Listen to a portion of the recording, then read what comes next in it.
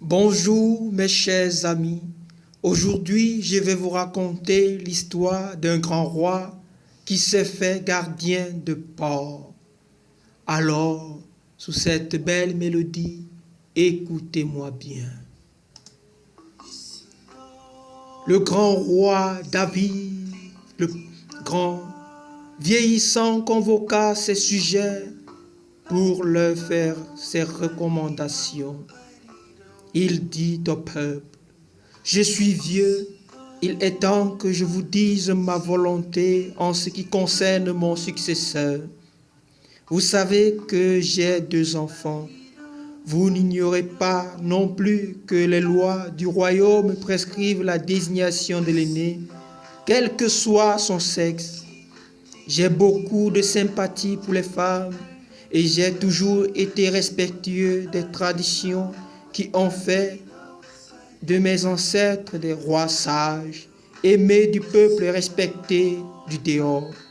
Mais il m'est arrivé depuis quelque temps une certaine inquiétude, un certain pressentiment, quelque chose qui m'a troublé l'âme et qui m'a poussé à choisir le cadet, qui est un garçon, pour vous guider dans vos destinées que je souhaite éternellement heureuse.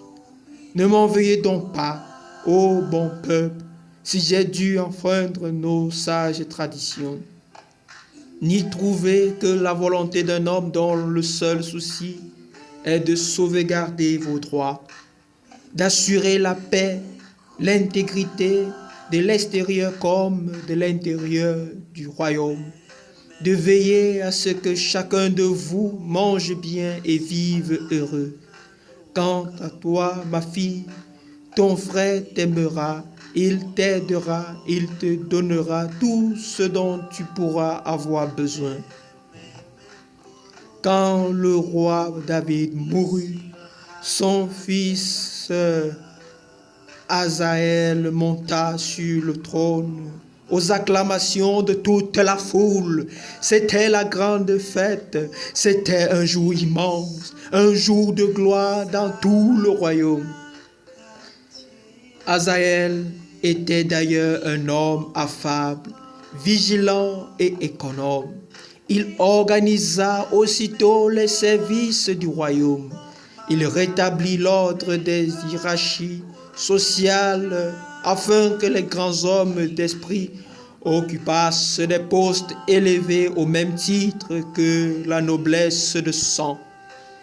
La vie des paysans fit l'objet d'attention particulière afin que cette grande masse grouillante, utile pour les guerres et les impôts, participât effectivement à la vie du pays et put acquérir par le travail tout ce qui fait la dignité d'un homme. Mais après 2 années de règne heureux, Azaël conçut l'idée étrange, si l'on peut dire, de quitter le palais pour aller chercher ce qu'on entend par la vraie misère. Sa sœur régnerait pendant son absence. Au peuple qu'il convoqua, il déclara, « Peuple, je ne serai pas parmi vous pendant quelque temps, peut-être même pendant plusieurs années. Je vais faire une longue tournée, mais pour que mon voyage ne fasse pas trop de bruit, je voudrais aller seul. Ma sœur régnera pendant mon absence. Aimez-la, respectez-la. Si des ennemis viennent vous attraper et vous attaquer, montrez-vous les dignes descendants de guerriers, toujours vainqueurs. Je pars dès demain. Ayez toujours dans l'esprit l'intérêt de notre pays. Au revoir, cher peuple. » Le lendemain, dès l'aube, Azaël partit déguisé en simple sujet.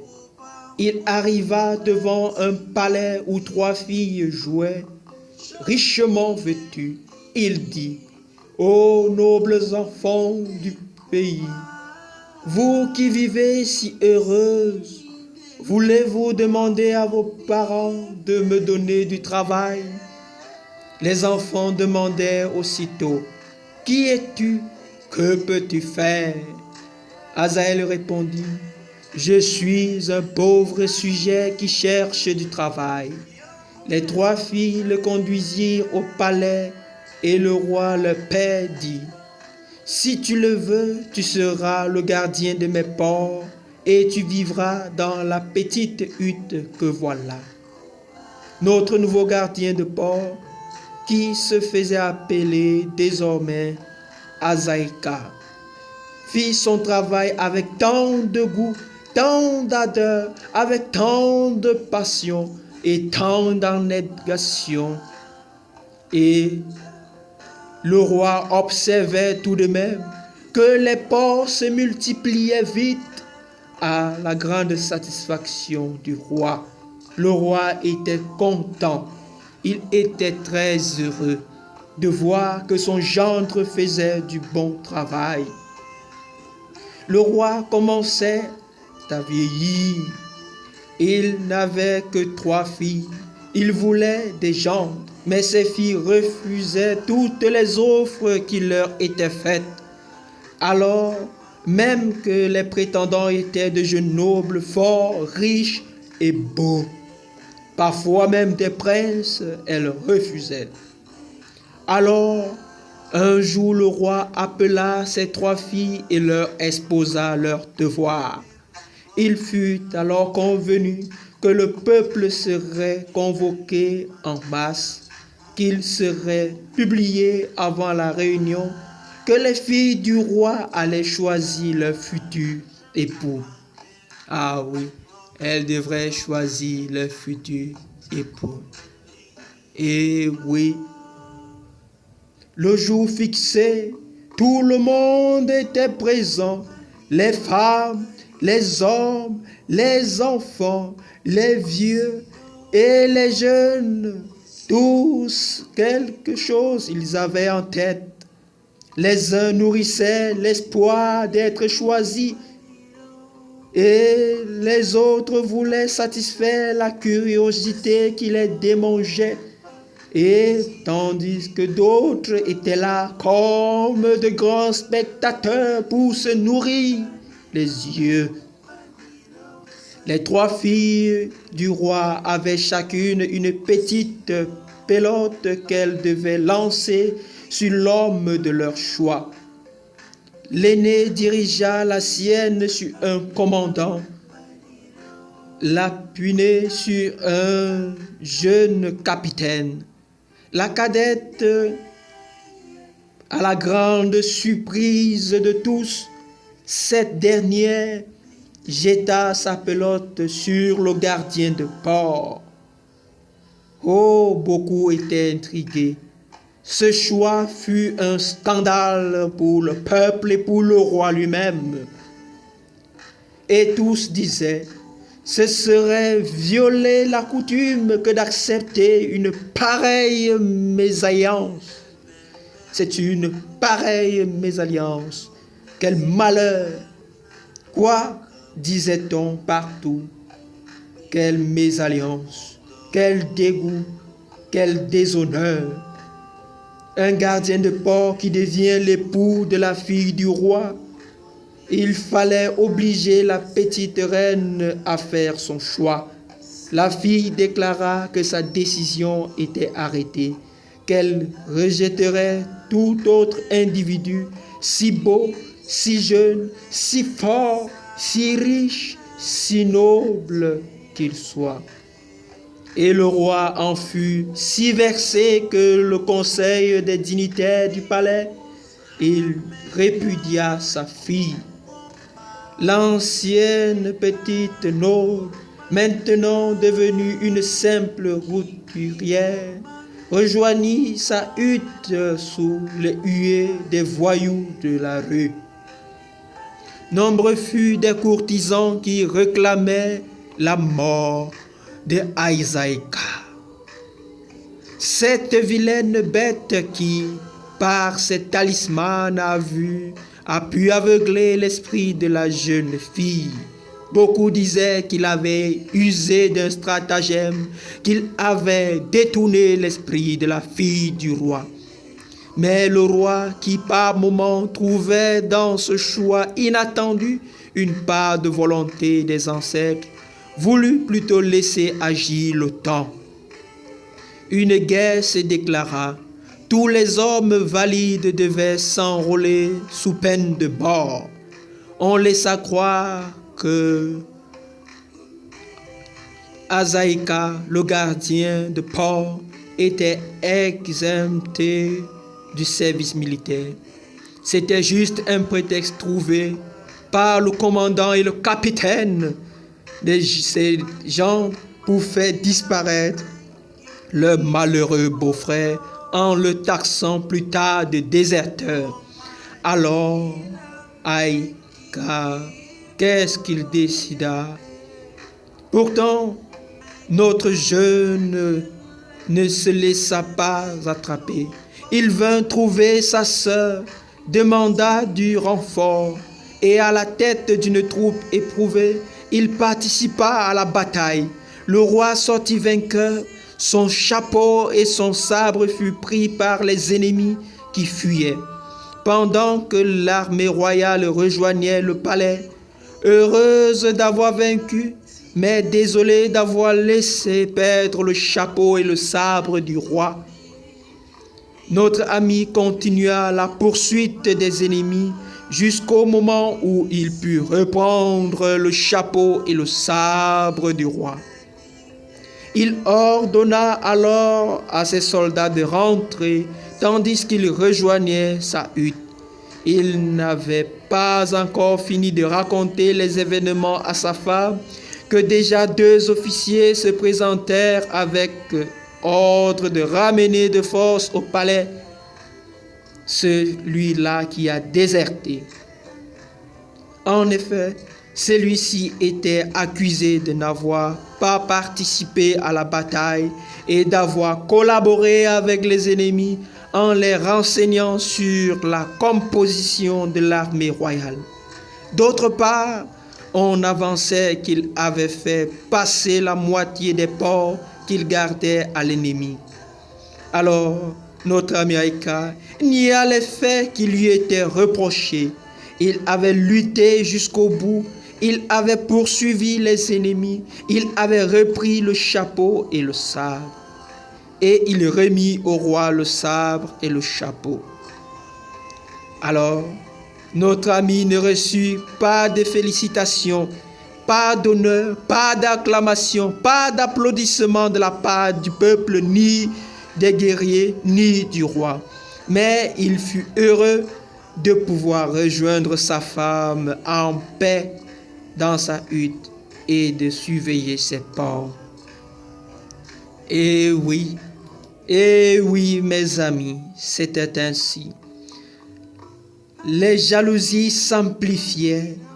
Il fallait, selon le commandant et le capitaine versés, faire disparaître purement et simplement ce vilain gardien de port. Il fit donc pression sur le roi. Il le menaçait de révolte. Enfin, le monarque craignit que s'il résistait un peu plus, il le paierait de sa vie. Les devins consultés donnèrent ce conseil. Chacun des 3 gendres devait rapporter au palais, dans un délai de 7 jours, une calebasse pleine de lait de chèvre aussi frais que pur. Alors, cela, mission impossible pour certains. Mission impossible pour certains. C'était difficile car il n'y avait qu'un seul endroit où il fallait trouver, où l'on pouvait retrouver et récolter ce lait si pur et si frais. C'était dans le village voisin. Alors, ce lait devait entrer dans la composition du talisman dont se servirait le roi pour éliminer toute menace de guerre. Il devait créer l'union entre les deux peuples.